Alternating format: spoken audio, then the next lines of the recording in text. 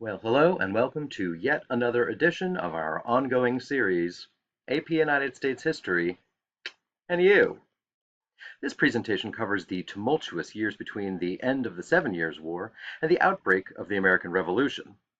Depending on factors such as the calendar, class rotations, weather, or sporting events, you might notice that a little bit or maybe a lot of this presentation has already been covered in class. That is not an accident. Just pick up where you left off in class and you should be in great shape. Now, during this presentation, you will want to consult the notes that you've taken in class and then supplement them here, making sure that you have made a written record of each slide that contains a sufficient amount of depth and detail so that you can feel confident in your knowledge of the subject. Remember, when you take great notes, you do yourself a couple of favors. First, you work to develop the skill of paying attention. This can be challenging, especially if there are other, more exciting things happening in your life. But still, paying attention is key so that you don't waste time and have to go back and relearn things. As you might recall, the key to learning this skill is to monotask, which means to remove all distractions so that it's easier for you to distinguish between signal and noise. That is, the difference between information you need to know and the side comments that won't appear on tests. And use your pencil as the filter. If it's signal, write it down. Noise, don't bother. But don't forget, the better your notes, the better you'll do. It's as simple as that. So let's get started. If you look around the upper school, you might see a surly looking group of malcontents roaming the halls. These are the seniors. Equal parts smug satisfaction at being the top of the school food chain and terrified about their college applications and the prospect of having their elaborate promposals rejected or figuring out how to do laundry on their own if they ever get to go to college.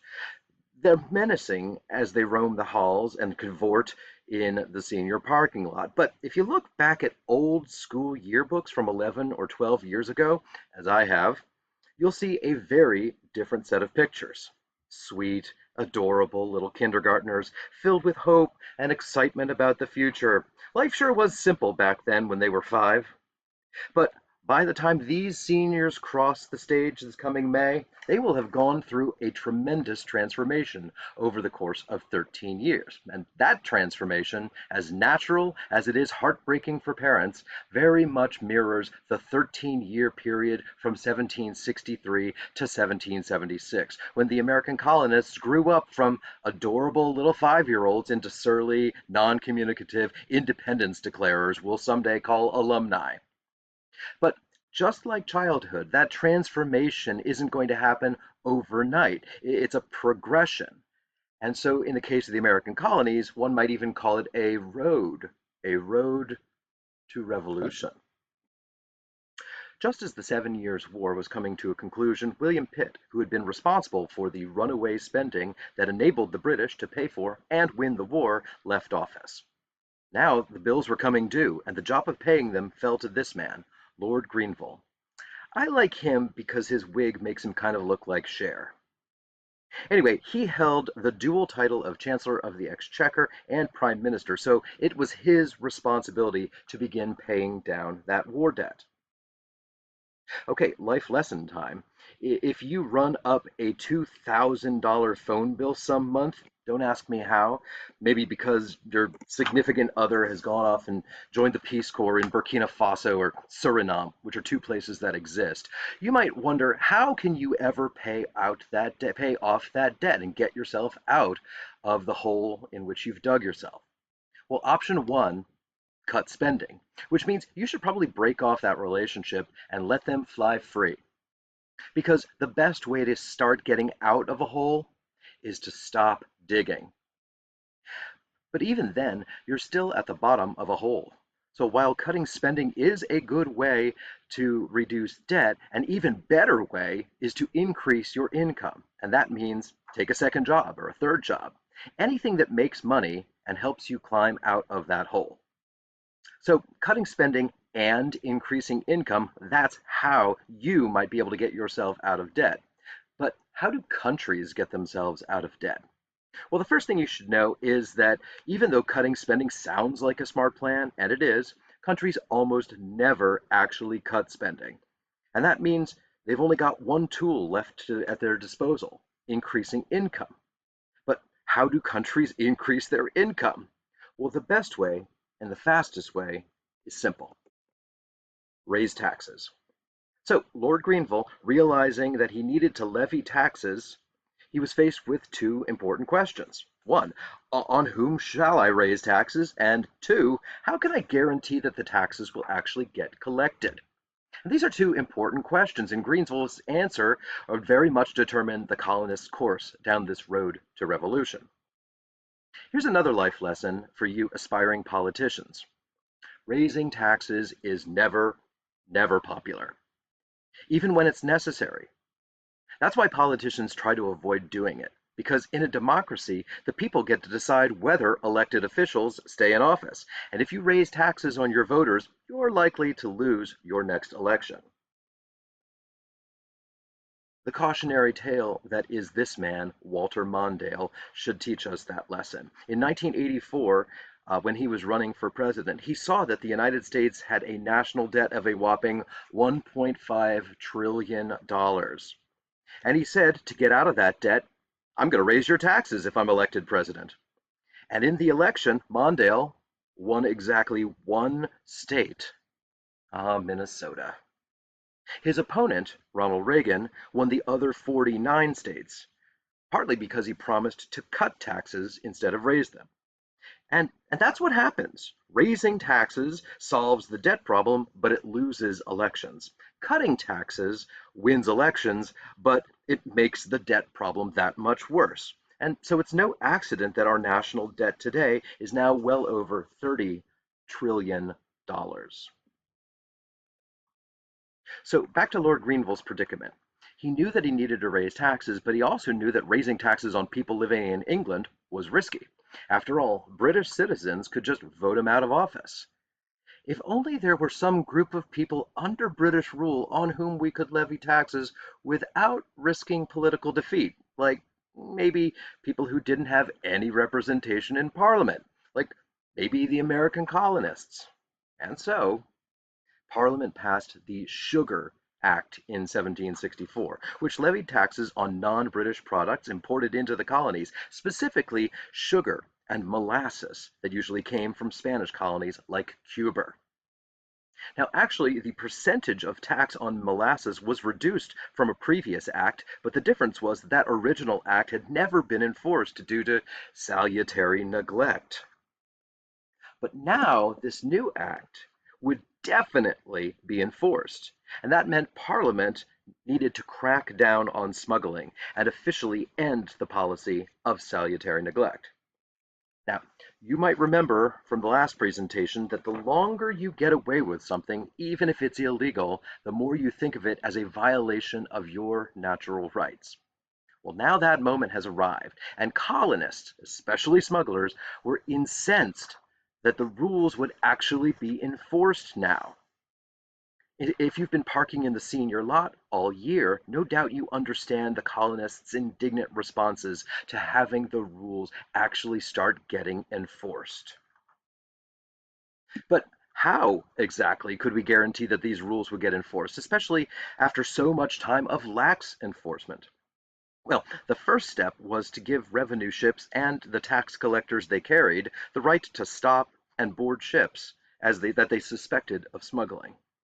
The writs of assistance, as they were called, were writs, which are essentially search warrants issued by judges that assisted tax collectors by allowing them to board ships, search for contraband, seize any products that were being smuggled, and of course arrest the smugglers. But it didn't stop there. Instead of putting smugglers on trial in the colonies, where they could expect a sympathetic jury, those who were arrested were taken back to Great Britain to stand trial in a vice admiralty court, essentially a military tribunal. And this meant that smugglers were far more likely to be found guilty. And so if it sounds like Parliament is getting serious about cracking down on smuggling, that's because they were. Now, colonists, especially smugglers, of course, were indignant at the Sugar Act, and some protested this was taxation without representation, and others decided to boycott sugar.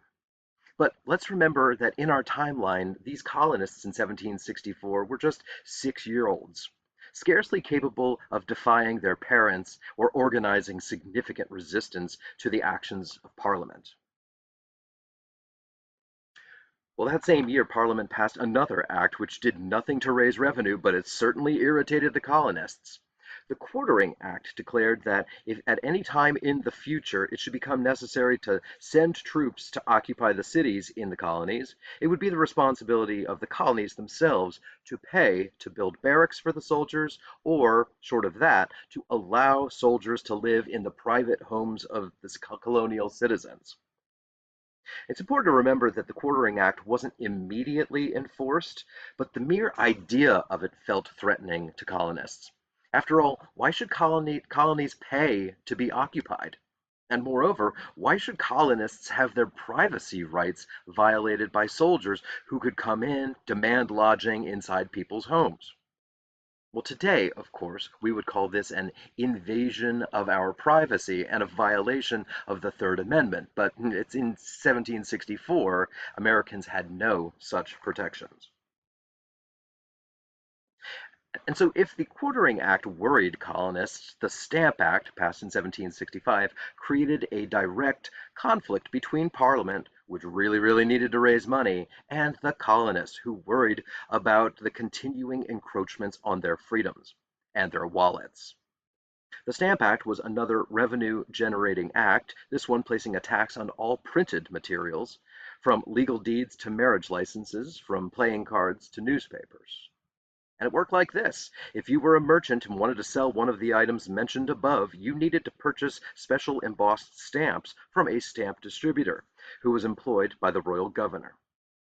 The merchant would then, obviously, pass the cost of the stamp on to the customer, who would pay a higher price for their paper products. And also, it was actually really easy to detect those folks who were smuggling because products either had the royal stamp on it or they didn't. And so the evidence was pretty easy to gather. And as if to remind folks about the law, announcements like this one you see here were posted around the colonies, threatening a severe penalty, weirdly spelled, if products were bought or sold without the royal stamp. So, how did colonists respond to the Stamp Act? In a word, badly. In two words, not well. And there were three main objections to the act, some familiar, some new. First, the colonies were upset that the new tax was designed solely to raise money, not to provide some new service. And that makes sense. And it's why people get upset about inflation. If I'm going to have to pay more, I want to get more. But here, the colonists are paying more for their paper products, but getting no added benefit. Second, this tax, like the sugar tax before it, had been imposed upon the colonies without their consent. No one in Parliament asked the colonists if they minded paying the taxes, and the colonists couldn't have answered anyway, considering that they had exactly 0 members of Parliament directly representing the colonies. And this was another egregious example of taxation without representation. But the third complaint is probably the most significant. Taxing newspapers necessarily made newspapers more expensive, which meant that the freedom for colonists to speak their mind in print was no longer free. You have to remember that, at least in the 18th century, newspapers were the main media source for colonists to learn about what was happening in the world, in their town, in their colonies, and anywhere in the empire. So taxing newspapers was actually taxing information. And that was definitely a bigger problem than just taxing sugar. Now, of course, you might think, well, okay, a tax on speech isn't a great thing, but the tax is really low, so is it really that oppressive? Well, yes. Because it's not the amount of the tax, it's the ability or the authority to tax in the first place. And here I'd like to introduce you to a very famous quotation from a gentleman we'll be seeing a lot more of in a month or so, John Marshall. In 1819, long after the events we're talking about here, long after the Revolution, and I won't spoil the ending about who won the Revolution in case you want to be surprised, John Marshall declared, "The power to tax involves the power to destroy." And here's what that means. If any governmental entity is granted the power to levy a tax, even a tiny one, then that opens the door to having the government raise the tax to bring in more money. And just like your cable TV bill or your cell phone bill, which started out as a really low rate, just creeps up and up and up until the price is so high that you can't afford cable or you can't afford your phone. But a cable bill or a phone bill, these are optional. You can always just decide that you don't need ESPN, I won't understand you, or you could decide that you don't need to talk to your grandmother, and she won't understand that. But newspapers, well, that's something different. If the tax on information goes too high, then people won't be able to afford to get information at all, or to share it, or to learn from it. And so colonists had a lot of different responses to the Stamp Act, but they fell into two main categories, diplomatic and non-diplomatic, or if you like, peaceful and violent. Let's start with the diplomatic responses. The first and most significant was the Stamp Act Congress, an emergency gathering that took place in New York City in late 1765. 9 of the 13 colonies showed up. No, not including North Carolina. But getting 9 to attend is really remarkable when you consider that these colonies are essentially 7-year-olds on their road to revolution. And yet, the Stamp Act was so dangerous and destructive that a majority of the colonies went to meet face to face in real life. And after a lot of lively debate and trips to nearby taverns, the Congress wrote a petition to be submitted to the Crown. Fittingly, it would be called the Stamp Act Petition. And here's what it said, at least in part. First, note that this is a primary source, precisely the kind of thing that might show up on a future stimulus-based multiple choice test or on a document-based question sometime in the future. Did you take that hint? I hope so. Now, I've highlighted some of the relevant sections in red, so let's start at the top. Subjects in these colonies are entitled to all the inherent rights and liberties of natural-born subjects within the Kingdom of Great Britain. Well, that argument should sound familiar because colonists at Jamestown had used it to argue for the House of Burgesses. It's called Rights of Englishmen. Next, no taxes should be imposed upon them, but with their own consent, given personally or by their representatives. And here is an important point. In order to be justifiable, taxes can't be levied unless people give their consent. It's basic social contract stuff. And then people of these colonies are not, and by their local circumstances, cannot be represented in the House of Commons.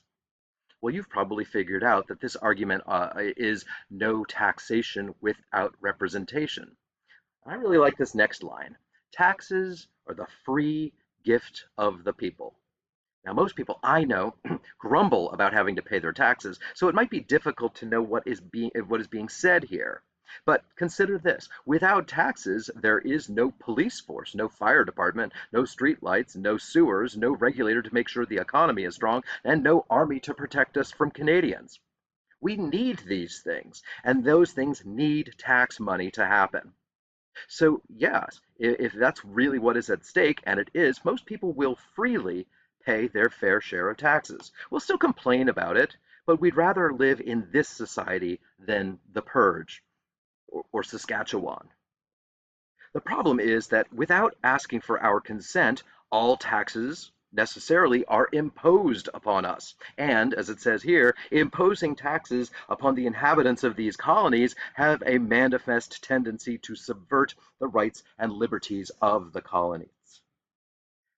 And for a bunch of 7-year-olds, that's a pretty convincing argument. I wonder if it worked.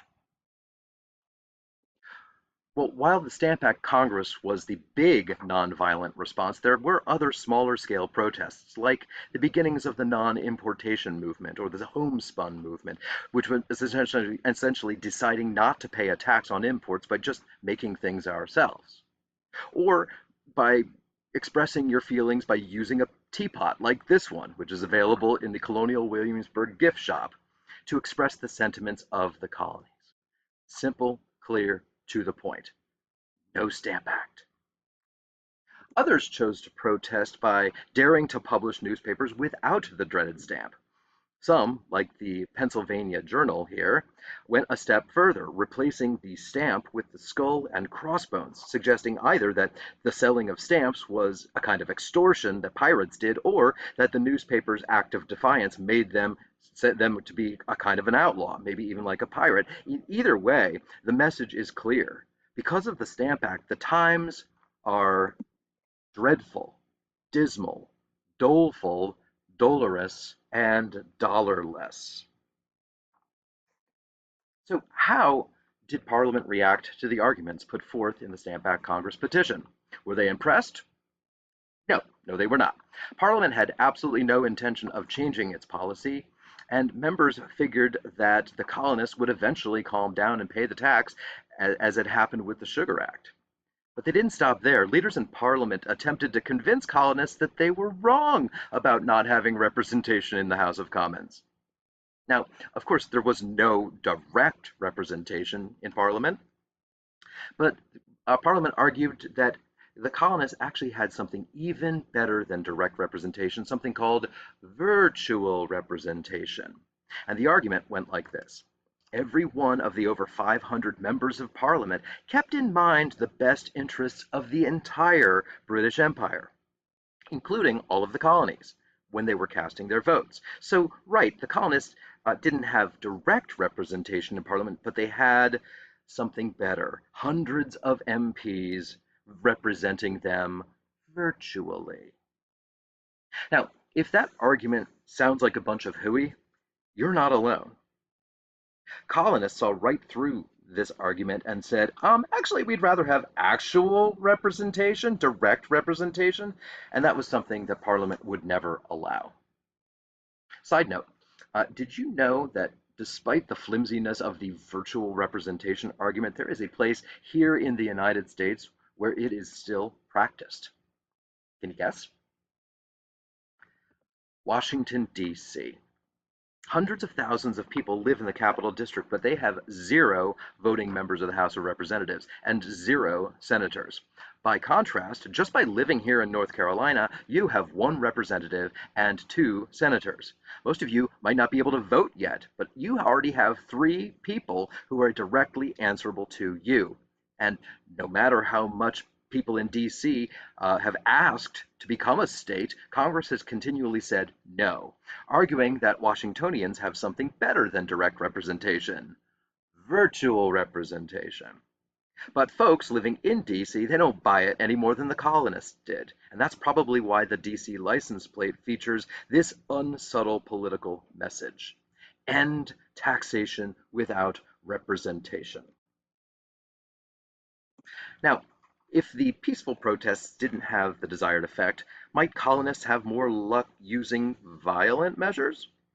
Well, the Sons of Liberty was a group of activists that wanted to find this out. Sure, they had organized boycotts and protests and the occasional riot, but they felt that they could have the most profound effect by interfering with the stamp distributors as they tried to do their jobs. They might threaten or harass the distributors, or if they really wanted to send a message, they might capture a stamp distributor, strip him down, slather him with super hot tar, and then attach chicken feathers to the tar. This act, not surprisingly called tarring and feathering for obvious reasons, was incredibly cruel and incredibly torturous, to say nothing about being utterly humiliating to the person it's being done to. And that, my friends, is the point. The hot tar caused second and third degree burns on the skin, and after it cooled and hardened, the only way to get the tar off was to rip it off, along with a couple layers of skin. And it's barbaric, and it's diabolical, and it's certainly humiliating for these stamp distributors to have to run around the streets in feathers. But it's also a really effective tool because stamp distributors then started to think twice about going out and trying to sell their stamps if they knew what could happen to them when they did. One night, members of the Sons of Liberty invaded the home of Royal Governor of Massachusetts, throwing papers out the window and setting fire to the furniture. They might have killed the governor if he hadn't escaped a few minutes before they arrived. But clearly, these Sons of Liberty were out of control. But how would Parliament react to these openly defiant and violent acts of rebellion? Well, how would a parent react if a 7-year-old were throwing a temper tantrum in the middle of a grocery store demanding a lollipop? Would the parent drag the kid back to the car or put the child in timeout? Would the parent yell or lecture or threaten grounding? What should a good parent do in a circumstance like this? Well, your answer to that question might be slightly different than mine, but I think we can all agree that the parent should definitely not give the kid the lollipop.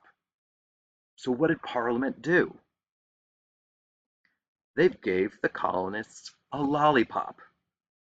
Wait, what? Yeah, in this wake of all of this violence, Parliament decided to repeal the Stamp Act. Now, take a minute to think about what happens if a parent gives a misbehaving child a lollipop. The child learns an important lesson. Temper tantrums work. And you can guess what the child will do the next time they're at the grocery store. Now, parenting kids, it's hard to do it right, but there are just so many ways to do it wrong. Just ask Parliament. Shortly after repealing the Stamp Act in 1766, Parliament passed the Declaratory Act, and this act said, even though we repealed the Stamp Act, Parliament retains the right to regulate the colonies however it sees fit, including through taxation. And I have to imagine how colonists might have reacted to the Declaratory Act. They might say, like, whatever, man, I got my lollipop, and I know just what I have to do to get one next time. And actually, we don't have to imagine how colonists felt. Just look at this cartoon. It's a bizarre picture depicting what seems to be a funereal ritual. And the coffin looks like it is holding a toddler's body, but it's actually supposed to be the Stamp Act itself, now dead and being brought to the harbor to be sent back to England for burial. Now, here's the fun thing about colonial art. If you ever want to know the point of view of the artist, look for the dog. And that can be difficult because my big head is obscuring it. The dog is there in the bottom corner, relieving itself on one of the funeral participants, essentially saying, here's what I think of your Stamp Act.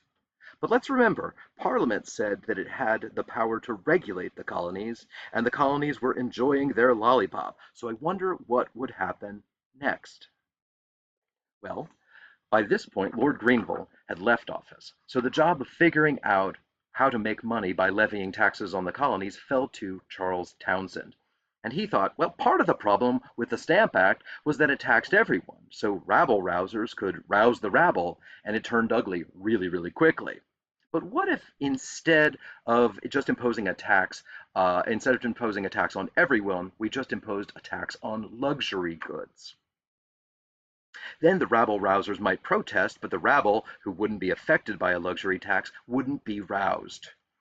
And so essentially the theory went like this. If you're only going to tax wealthy people, like in today's world by taxing the purchase of Teslas or Lexi or yachts or private jets or beach homes, well, if you have a Tesla and a yacht and a beach home, well, good for you. But Townshend would want to tax you, and that would be same would be true for the tax and duties. It would tax luxury goods, like in this case, tea and paper and lead and paint, all things that today seem commonplace, but back in 1767, they were the domain of only the folks in the upper classes.